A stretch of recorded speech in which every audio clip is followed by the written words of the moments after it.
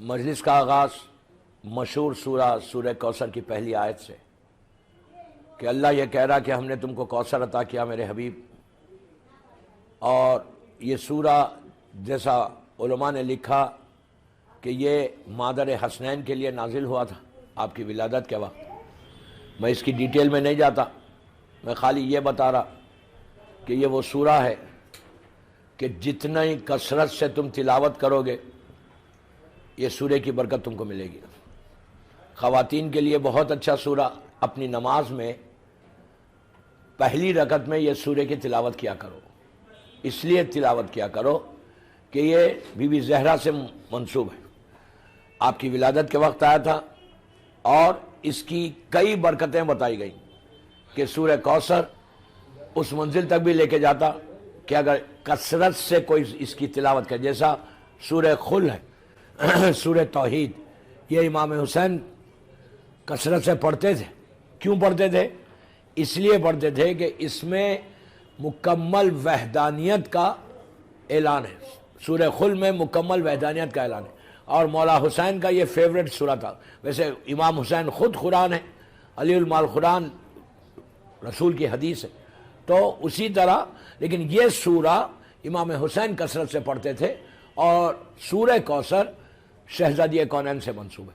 تو بہرحال تو آپ کوشش یہ کرو کہ سورہ کوثر نماز میں کسی ایک رکعت میں، آپ پہلی میں پڑھو یا دوسری میں پڑھو، کوئی حرج نہیں ہے، کسی ایک رکعت میں پڑھو یہ بھی. اور اس کو روزانہ نماز کے بعد 9 مرتبہ پڑھا کرو. 9 مرتبہ، ہارڈلی 1 منٹ کا سورہ ہے، 1-1.5 منٹ میں ختم ہوتا.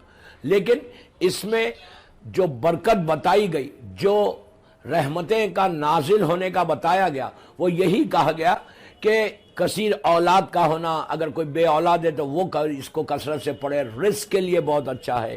انسان اگر بیماروں پہ پڑھے تو بیماری سے شفا ہوتی. دوسری چیز کہ یہ بیوی کے ساتھ منسوب ہے، اسی لیے اس سورے میں کافی برکتیں ہیں. تو دوستو، تو آج کے دور میں 21 سینچری میں بامبے میں ہم کیا کریں گے؟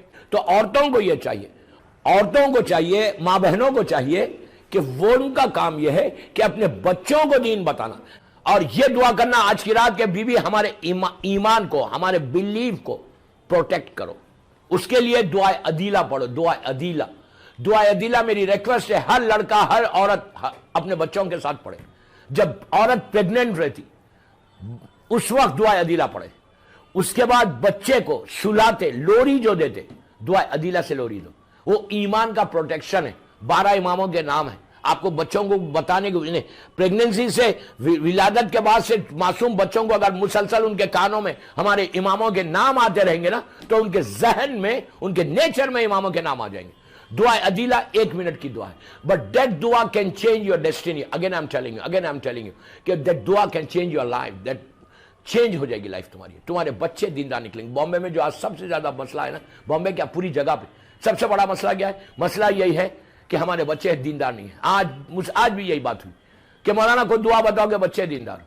بچہ بات نہیں سن رہا، بچے کے ساتھ یہ پرابلم ہے.